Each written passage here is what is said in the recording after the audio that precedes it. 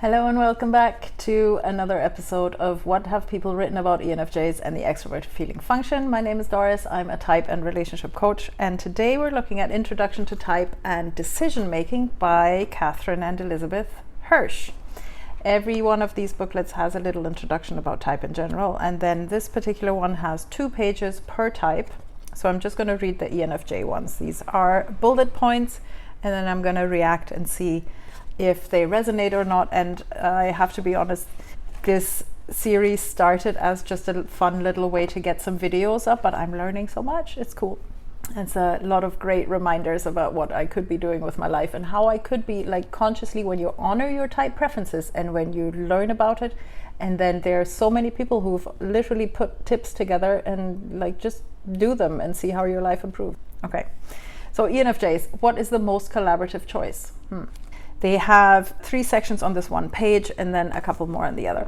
Approaching a decision-making opportunity. Strengths: outline decision-making strategies in an effort to make life better for people. Anticipate who might need to be invited or included in the decision-making process.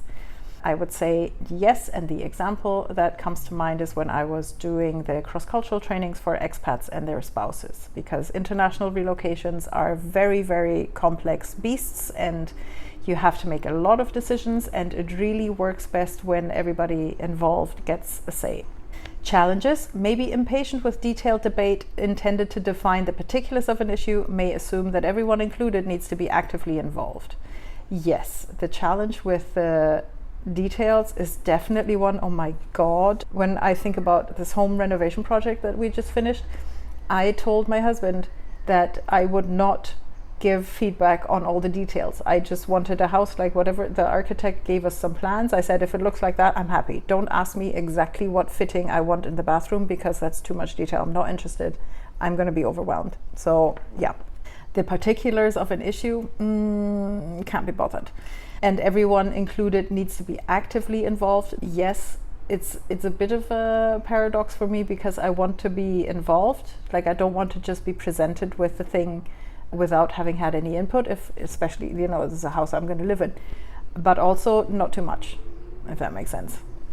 Suggestions for growth: remember that it takes time to find the most caring and responsible goals. Understand that some people may require only a peripheral role to feel satisfied. That goes back to inviting other people and having the conversation before the decision making even starts, to figure out how important the decision is to them and how much they want to be involved, right? Because I'm happy to respect people if they tell me they don't want to be involved to the level that I think they should be. Because I didn't want to be involved in this renovation thing to the level that my husband probably thought I should have been. Benefit: when others communicate the link between a careful analysis of goals and a positive outcome for people. Participate actively or explain why full participation is not warranted. Right. So this is approaching the decision-making opportunity. And yeah, any decision for me is always going to be more interesting if I can see how it affects people. Absolutely. If it's also important to you, then you should participate. Unless, like I said, if the decision doesn't affect you that much, then you don't need to participate. Okay, that was the first section. Generating decision options. The ENFJ's strengths are to strive to generate options that empower people and keep the brainstorming process on track in order to support agreed upon goals. Most of these Introduction to Type booklets are actually written for a corporate workshop kind of deal, like for use in companies and organizations. So if I'm thinking about I'm the ENFJ around a table with my work colleagues, then yes, I'm gonna stop the extroverted intuiting types from just generating more and more and more and more options. Eventually, like, I'm gonna come in and say, okay, let's limit brainstorming to 10 minutes, and then we'll see what comes up in those 10 minutes, right? Because otherwise other people can probably go on for hours. Also, yes, my focus is gonna be on how does it affect the people. Challenges: may fail to take into account people's specific immediate needs, may let their desire for progress curtail a full exploration of options. Like I said, yes, I will be the one to put a timeline on it, which means maybe some people who need 10 minutes just to warm up and the good ideas would come after 20 minutes, I would have already been impatient. That's true. Suggestions for growth: consider investigating what is utilitarian and practical in addition to what is possible. And also recognize that allowing more spontaneous discussions can yield new insights, right? So it doesn't all have to be too regulated or too rigid. Maybe have more than one brainstorming meeting to make sure that you scoop up whatever was missed in the first one. And yes, the idealism versus realism is strong, and the ENFJ is definitely more in the idealist side. Benefit when others encourage a factual exploration of how options affect those involved, yes, and build in time to revisit goals and assumptions. Yeah, absolutely. Now, committing to a decision option. Craft decisions that are caring and supportive, clarify the common purpose in order to align decisions with values. That is a strength, and I can definitely see FJ types doing that. The challenges may shy away from decisions that have the potential for conflict and may neglect to champion their own ideals. Yes and yes. I think it's well known at this point. Extroverted feeling, we like to avoid conflict if at all possible, or, unless it's absolutely necessary to hash it out. And then neglecting to champion their own ideals if there's a self-esteem issue perhaps as well, or if we feel like our ideals wouldn't be met with open arms because whatever other people say is more important, then yeah, I can see that. Suggestions for growth in terms of committing to an option. Realize that discussing differences can be a means for deepening relationships, and remember to speak up. Others may share the same concerns. Right. Again, this is in a corporate setting. If you think like you're the one around the table and you're surrounded by sensing, thinking colleagues, then you have to speak up, because the thing that happens in very homogeneous teams is that the intuiting feeling position often gets ignored because somebody has to fill that feeling void. If you are surrounded by the sensing, thinking colleagues, it's literally your job. You have to provide the balance. Benefit when others use conflicts constructively to develop a compromise acceptable to all, and then see decisions as opportunities to put values into action. Yeah. I think that's the conclusion of the approaching the decision-making opportunity, right? We start with, well, what are the values and what's going to be good for people? And then obviously we want to see that put into action. And using conflict constructively.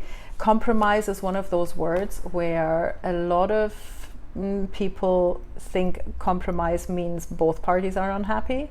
And there is a way of, this is the optimism coming out and the idealism coming out, there must be a way to make sure that everybody gets a little bit of what they want without too many negative consequences.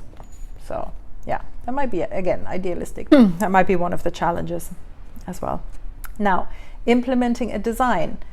Strengths are motivate others to action with enthusiasm, warmth, and optimism, exhibit perseverance and dedication despite obstacles. Yes, if I feel strongly enough, then I'm going to try and push something through. The challenge with implementing is maybe too idealistic in terms of what can be achieved. I always underestimate the time that something's going to take. May neglect important details in their desire to cross action items off the list. Absolutely, because the feeling of having something done is just too salient. Suggestions for growth. Recognize that even when things don't go exactly as desired doesn't mean things are going wrong. That's an interesting distinction. Realize that enjoying each step in the process may yield a better result. Yes. And also, I think that is unrealistic because they're just bits that you're not going to enjoy. And I think that's true for every type as well. So ENFJs benefit when others convey positive energy to keep the process on track, and respect and appreciate hard work and diligence. Yes. Again, I think every type likes to be respected and appreciated for their hard work, but maybe for ENFJs is that a little bit more important. Implementing a decision. Reflecting on a decision. Strengths are raise concerns about how the decision affected their and others' feelings. Explore how outcomes serve the vision and long-range goals. Yes. So hindsight is always 20/20, right? But even in hindsight, yes, our focus is going to be on the people and the values. Challenges may examine feelings to the exclusion of determining an outcome's efficacy, may define an effort as a total failure if overarching goals were not realized. This is an interesting point because it's true, something can be efficient and effective even though I don't like it, and something can be a success even if not everything worked out exactly as planned. Feeling very seen, and I believe again that is the overly critical, inferior, introverted thinking that is coming up with the but. So this may have right? It's that thing where 90% went right, or in a training, in a workshop, 24 people loved it and gave me great feedback, but there was one person who was unhappy, and I'm going to focus on that one person. Suggestions for growth. Consider the pros and cons of outcomes as well as the benefits for people. Okay, remember that achieving a vision involves missteps and temporary setbacks. Yes, it's all part of the process. The ENFJ benefits when others discuss how to meet people's needs without sacrificing the bottom line, and celebrating all successes no matter what size and scope. Yes, those are good reminders. To get back on track, ask yourself, if I didn't have to consider my impact on others, how would I decide? Ooh, that's a good one. Am I over-managing the feelings related to this decision? Is there a way to make room for disagreement? Also a good one, good for differentiation exercises. Who can help me define the logical consequences of this decision? It starts with the awareness that you don't know what you don't know, and you can't always pretzel your brain into thinking the way that you're not used to thinking, so pull somebody else in the boat, which is why the most effective teams are actually diverse teams. Like I said before, you have to have somebody who fills the role where the blind spots are. And is this decision expedient as well as pleasing to others? Suggestions for type development. Challenge yourself to grow and stretch in areas that may be unfamiliar or less practiced, and those would be the opposite type functions. So introversion, sensing, thinking, and perceiving. Introversion is wait to share thoughts and feelings. Sensing would be to look at facts and the current context. Thinking would be to consider the logical consequences, and perceiving would be adjust to circumstances as they unfold and be patient with the process. Last point, when communicating with others, practice using a frank, detached style. For example, tell me the problems you see with this. What am I missing? Could you describe how this affects the bottom line? Okay, this was Introduction to Type and Decision Making. I think mainly in a business setting where you have to compromise with colleagues and have to keep financial bottom lines into account. But I can also see how this applies to personal projects like renovations or international relocations, or just decisions that you have to make that would have wide-ranging consequences for other people, not just yourself. Very cool. Introduction to Type and Decision Making by Katherine and Elizabeth Hirsh. And if you enjoyed this video, you're probably going to like this next one as well. I'll see you there.